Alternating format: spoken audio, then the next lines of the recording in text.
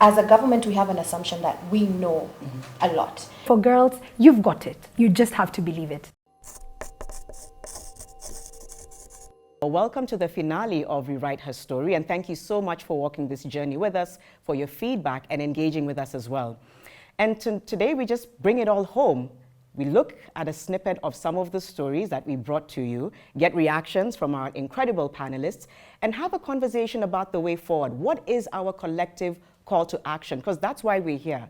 And so without further ado, I'd like to introduce our panelists today. Starting right next to me, this is Kate Volley-Minor, who is the Country Director of Plan International. Thank you for being with us. Pleasure. And then we have Her Excellency Nadia Ahmed, the Chief Administrative Secretary at the Ministry of ICT. Very good to have you with us. Thank you. Then we have Elias Mwindi, who is from Men Engage Kenya, and he's a male champion, so it would be great to get his perspective. And finally, Hope Nyokabi, who is a girl advocate. I think I'm really looking forward to our discussion because we're all tied here by passion and by wanting to do more for our adolescent girls, but also have the community involved as well. So before we have our conversation, we'll turn our attention to this screen and watch some highlights from Rewrite Her Story, then we'll come back and have a conversation. Over the last few weeks, we've brought you stories of girls who are trying to rewrite their own stories. Kila mara kikuja kwa nyumba ni vita. Trying to create a new future from the pain that they've gone through. By then nilifeel ni kama sijui mpaka nilikuwa nishamtupa nje. As much as ni single parent, ametry effort yake sana, but nimemdisappoint. Venye hata niliolewa bado nikaamua sasa nirudi shule. And we've had a lot of male champions featured on this program. Wengi hatujuangi. Yani kuna aina mingi za sexual harassment. Kwa saa hii unajua hizo ni vitu sana najua siwezi rudia. Menstruation is not a women issue. Menstruation is a human issue. Na ndio maana nikajitokeza pia mimi niweze kusaidia. Anything that is not retrogressive, we preserve. Anything bad like FGM and those, we just forget about it. Wow. I mean, it's so many incredible highlights and stories, but which one from those stood out for you and why? What stood out for me is the role of men. You know, you have men stepping into situations very boldly and saying, I want to support my wife, as we saw with Patrick Saruni there. We saw Mr. Pads, you know, especially in a culture like ours, to see a man wearing a cap that says Mr. Pads, that's really powerful. Very powerful, and we'll hear from our male allies. Her Excellency, what stood out for you? I think three things stood out for me.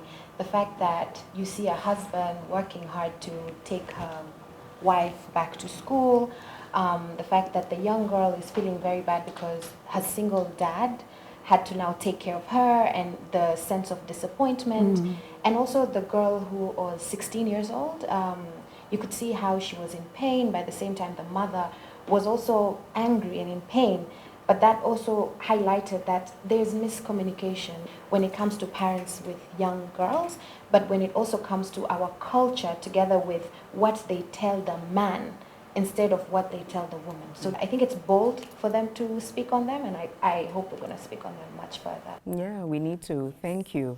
What about for you? What stood out? In fact, I was very happy to hear and see so many men talking about supporting women. It's important to engage men in this work because we want men as gender justice advocates. We also want to promote positive attitudes in men because we are brought up in a cultural setting where men have all the power, but how can they use that power positively to influence what is happening in the society in a positive way? Yeah, and we'll come back to that because I think that's so critical moving forward, is the male allyship in trying to address a lot of these issues. What about for you, Hope? What stood out? It's very disconcerting to see that some of the things that we've been talking about and singing about since time immemorial are still happening in this day and age, yeah? And then the fact that it's also a point of where people do not have information, and some things have been normalized to the point that it seems so normal when the guy from the Matatu says that they didn't know that, you know, harassing underage girls was wrong. To be honest, it still doesn't register in my mind. But then they still hope because you see some of the girls talking about how they've taken initiative and they're making a change. So yes, there is light at the end of the tunnel. Very well said. In fact, I'll start with you and come back this way. But you're here as somebody who is an advocate for young girls. What's our role in equipping people like you with the power to be able to speak on their truth? What do you need from society for you all to feel like you have permission? one, let's start by rethinking the way we see society. Let's start by how we see the model of parenting, because we have gone wrong right from that step. Because once you start embracing your children from when they're young, once you start telling your girls that it's okay to say when you're not comfortable with something, it's okay to say that you don't want to do something, then they will grow up empowered and they'll be able to, point out situations and scenarios they're not comfortable. Let's go all the way and involve this girl even in the implementation, because you will be surprised and you'll be amazed at the ideas that these girls have, how they would just rethink dynamic ways of approaching situations and things, and it's just amazing. Then, to be honest, don't you see that you're going to get empowered girls? Yeah, very powerful points. And I think towards the end of this program, we'd also like to get a feel of, the future you see for a lot of girls in the country. Elias, do you think men are adequately involved in these conversations on empowerment, or do you feel like sometimes there's a disconnect in terms of men not really knowing how to show up for women, how to be allies? What are your thoughts on that? I think men have not been adequately involved. First is because of the assumptions that these are women issues, so men should not be involved. That is one of the assumptions by individuals and maybe organizations. And also because majority of the violent perpetrators are male, they think that men cannot bring something positive in these discussions of gender equality. And I think it's necessary for them to be involved in this discussion. It absolutely is, and finding the best ways to do that, which we'll come to you for.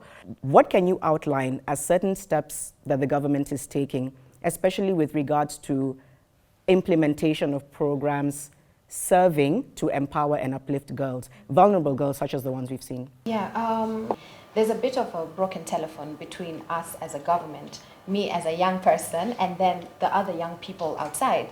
And the broken telephone a lot of times comes because of the notion of government is so rigid in a way that it's not allowing people to embrace and also acknowledge the different things that are happening. But to your surprise, or to even the people watching, we actually have programs that the government centers when it comes to young people, especially young girls and young women. And one of them is the Kikao. We have something called Kikao in our ministry, a sit down. And basically what we do, we go to informal settlements, or we go to informal places, and we sit down with the young people. We listen to what is going on in that particular area, and then we are able to now go back on the drawing board and then bring on different partners and programs. The reason why we listen to them is because as a government, we have an assumption that we know a lot. But what we found out, especially after research and development, is that there's a lot that we still don't know. So what we're trying to do is we're trying to use the policy that is actually divided into 3 brackets: the social, the economic, and the financial factor. So we take up the social factor and we intertwine it with Kenyan Mimi value system, because part of the problems that we've seen there are social problems. So we try to teach young people, if you've done something and it's a mistake, it's okay. It's really not the end of the world. You can be 16, you have a child, it's fine. It's human nature to feel bad, but then what are we doing after? To walk with you beyond that. So there's a lot of things that are happening, but I thought of just sieving them into these 3 things, because it's all about financial literacy, it's all about civic education, and it's all about intergenerational conversations within our society and our social sphere. Yeah. Yes. Those are really good and central and powerful, and I think holistically looking at ways to engage. Kate, what are your thoughts on whether or not you feel that girls are covered or protected under the Kenyan law? I think Kenya is a victim to policies and policies and policies. And as a country, we should be thinking about moving from policy to enacting them where they need to be enacted. For example, the 2018 Children's Bill needs to be enacted, it needs to be put into law, and the resources for it need to be found. Yeah. So let's move from policy to practice, because there's a big gap there. Yeah. It's true, I do see a change. I see more agency, more participation, fresh programs. There is a sense of people beginning to fully be aware of what belongs to them, what is their right. Just sort of saying, we now know what we deserve. We now know what our rights are. We're right holders. Yeah, we're right holders. So there's definitely been a change.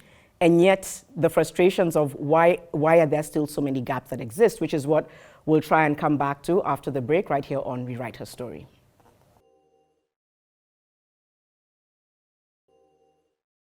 Welcome back. You're watching Rewrite Her Story with Plan International and me, Janet Mbugua, founder of Inua Dada Foundation, a feature series we've been running over several weeks right here on Citizen TV. And we're coming to sort of like wind up right now. Hope, what would you say your key message is to other girls?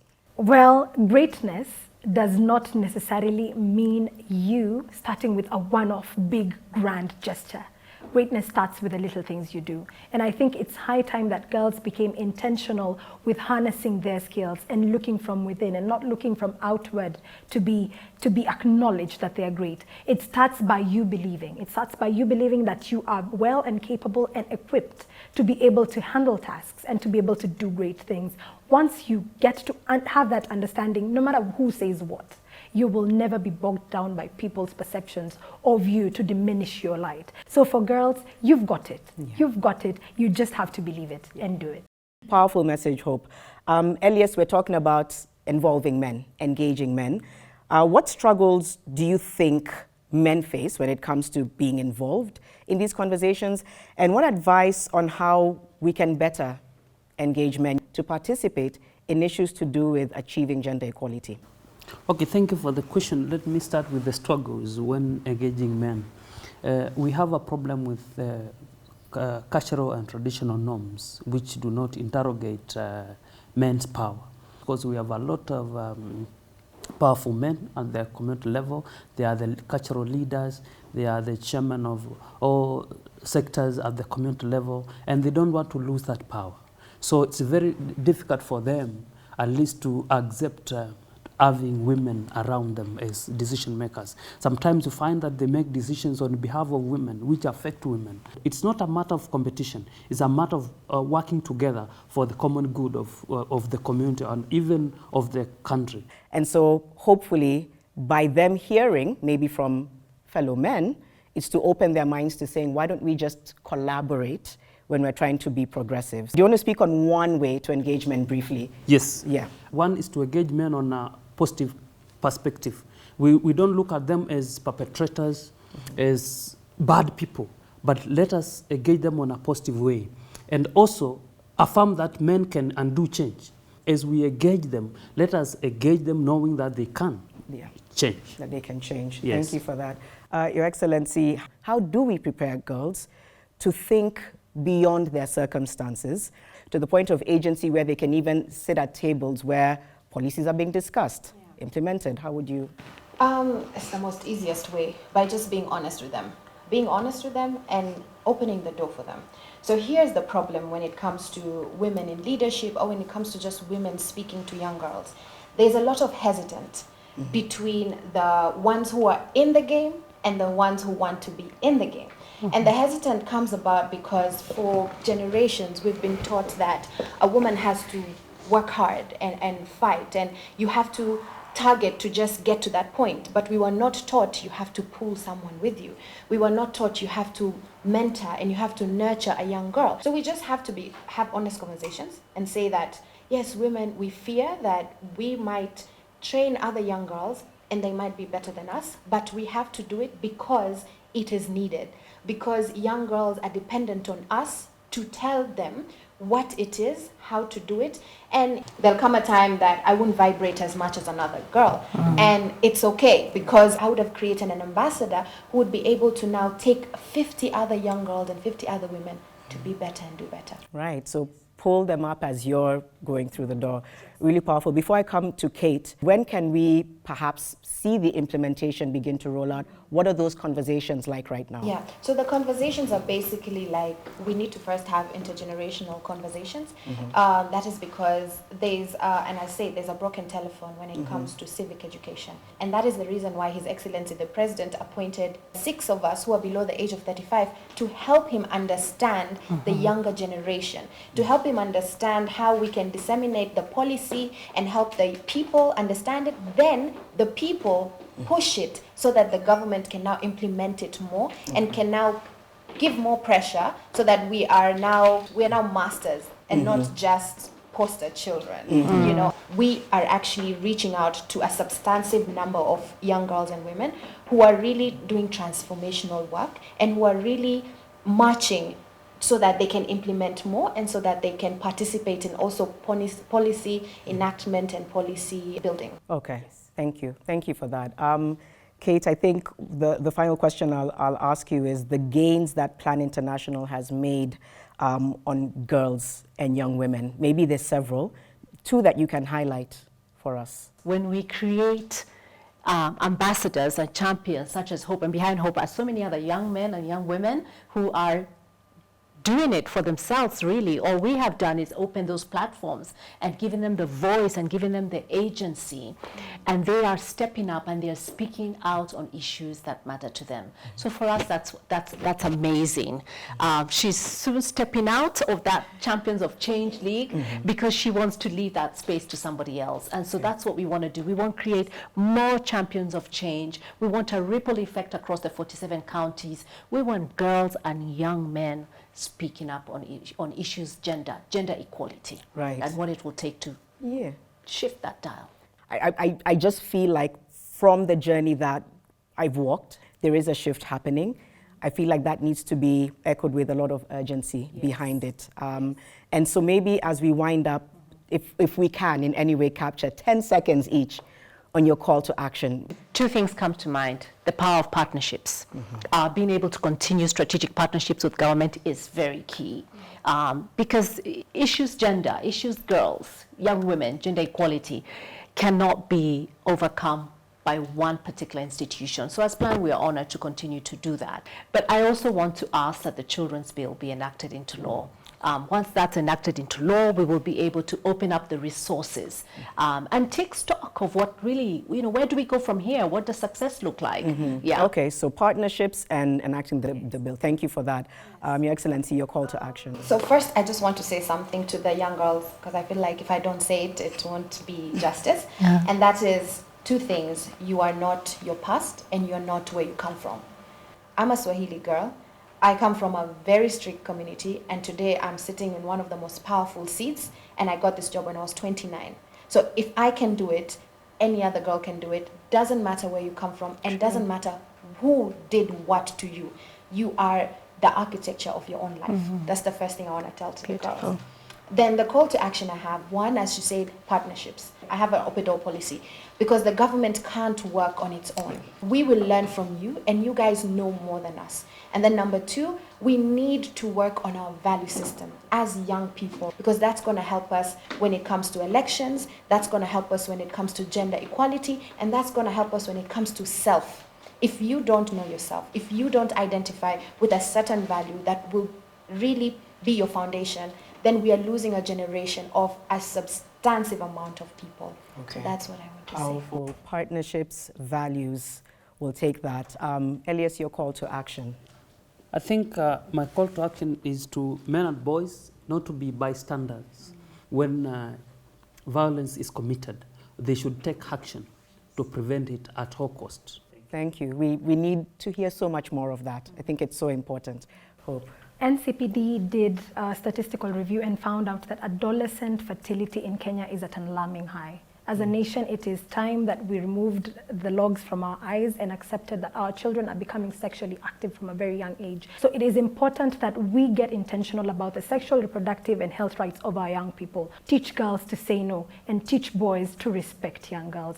The other thing is that GBV is a priority. So if our courts could take a priority and just make it fastidious so that these girls can be able to receive justice and we can start seeing change in our communities, then that would be the best Kenya we would want to see. All right. Thank you all incredibly for your insights, your passion. If anything, I think my call to action sort of captures all of this, and I also like to take it back to the viewers. You can also begin to have the conversations, whether it's on your family WhatsApp groups, or the dinner table, in the communities. But more than anything, let's be invested in action. All of us, in our own little way, let's be invested. Let's take this on as though it's all our war to make sure that our children are not growing up in a world that's continuing to talk about gender equality issues, GBV being on the rise. If we all are actively participating in conversations and action, we will begin to see a shift. So thank you once again, all of you, for the work you're doing, for your participation and your activeness, whether it's in government or in the community. And thank you for walking with us on Rewrite Her Story. Continue to follow the conversation online beyond watching it here on Citizen TV. And continue to follow our handles and see how else you can participate in the activities we have lined up. I'm Janet Mbugua. It's been an absolute honor hosting this show, and we'll see you again soon. Bye.